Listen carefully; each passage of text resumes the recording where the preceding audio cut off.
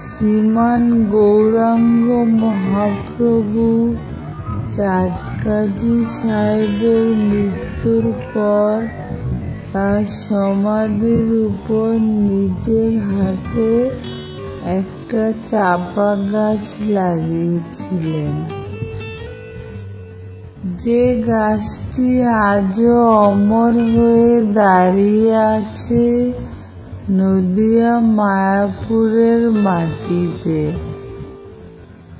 আজকের ভিডিওতে আমরা জানব কে এই চাঁদকাজি, যিনি কিনা মুসলিম হয়েও মহাপ্রভুর কৃপা লাভ করেছিলেন।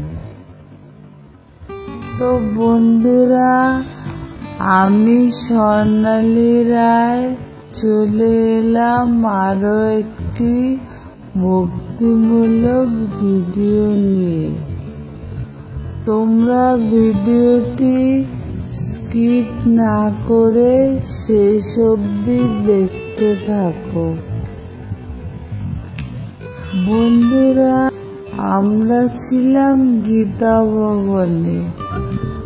আমরা গীতা ভবন থেকে টোটো করে চলে এসেছি কাজী সাহেবের সমাধিস্থলে।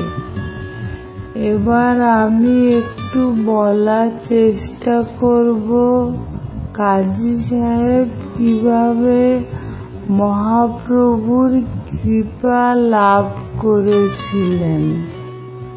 মহাপ্রভু যখন হরির নাম সংকীর্তনের প্রচার করলেন, নবদ্বীপবাসী এই হরির নাম সংকীর্তনের বিরোধিতা করে বলতে লাগলেন, আমরা হরির নাম বলবো না।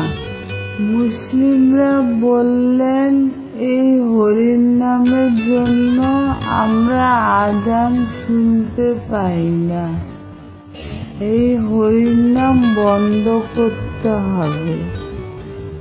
আমরা সবাই মিলে হিন্দু মুসলিম এক হয়ে কাজী সাহেবের কাছে নালিশ জানাবো। এইভাবে নবদ্বীপবাসী দলবদ্ধ হয়ে কাজী সাহেবের বাড়ি এসে উপনীত হলেন। কাজী সাহেব এত লোক একসাথে দেখে বললেন, কারা তোমরা? তোমাদের কি কোনো সমস্যা হয়েছে? বলো আমাকে। তখন নবদ্বীপবাসী বলতে লাগলেন, শুনুন কাজী সাহেব, এই নিমাই দিন রাত ওই মরার হরির নাম প্রচার করে যাচ্ছে। মুসলিমরা বলতে লাগলেন, এই হরির নামের জন্য আমরা আজান শুনতে পাচ্ছি না, ইসলাম ধর্ম ঠিকমতো পালন করতে পারছি না। এই কথা শুনেই চাঁদকাজি একেবারে তেলে বেগুনে রেগে গেলেন। বলে উঠলেন, কি বললে? ইসলাম ধর্ম পালন করা যাচ্ছে না? ভীষণ রেগে গিয়ে তখন হরির নাম বন্ধের আদেশ দিলেন। হরির নাম বন্ধ করার জন্য খোল করতাল ভেঙে দিলেন। অত্যাচার শুরু করলেন নবদ্বীপের কৃষ্ণ ভক্তদের উপর। তখন সচ্চিদানন্দ গৌরহরি রেগে গিয়ে বললেন, কি এত বড় স্পর্ধা! আমার সাধের খোলকত্তল ভেঙে দিয়েছে, নবদ্বীপের বৈষ্ণবদের উপর অত্যাচার করছে। চলো আজ সন্ধ্যায় সবাই হরির নাম করতে করতে যাব ওই কাজীর বাড়িতে। দেখব ওই কাজীর কত ক্ষমতা, কেমন করে হরির নাম সংকীর্তন বন্ধ করে। চৈতন্য মহাপ্রভুর ডাকে লক্ষ লক্ষ ভক্ত মশাল জ্বালিয়ে হরির নাম সংকীর্তন করতে করতে পৌঁছে গেলেন কাজী সাহেবের বাড়িতে। তাই দেখে কাজী সাহেব দরজা বন্ধ করে দিতে বললেন, কিন্তু যেই গেল সে আর দরজা বন্ধ করতে পারল না। সবাই মজে গেলেন হরির নামে। সেই হরির নামে সকলে বিভোর হয়ে মহাপ্রভুর সঙ্গে কীর্তন করতে লাগলেন। তখন কাজী সাহেব ভয় পেয়ে নিজের পালঙ্কের নিচে লুকিয়ে পড়লেন। সসম্মানে তখন সকলে মিলে কাজী সাহেবকে বের করে মহাপ্রভুর সামনে নিয়ে এলেন। কাজী সাহেব মহাপ্রভুকে করজোড়ে বললেন, আমি কারো উপর অত্যাচার করতে চাইনি।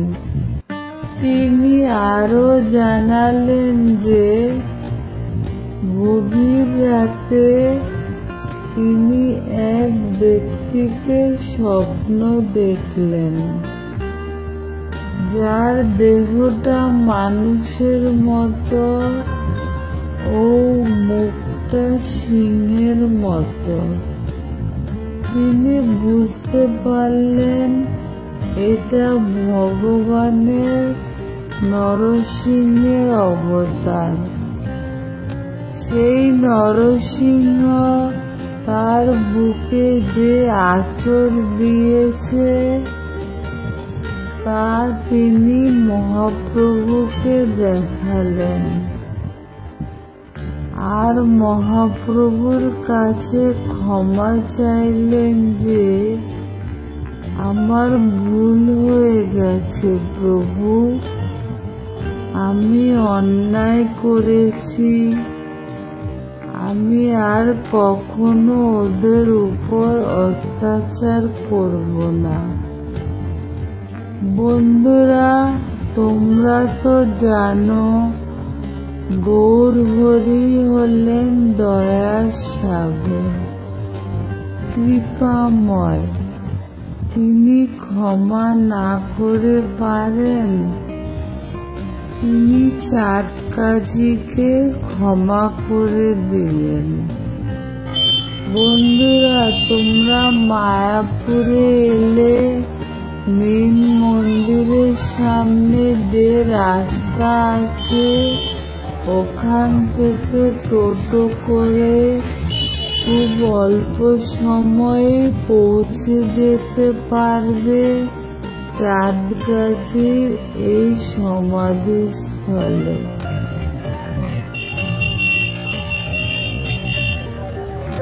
তো চলো বন্ধুরা, এবার দর্শন করব সেই সমাধিস্থল।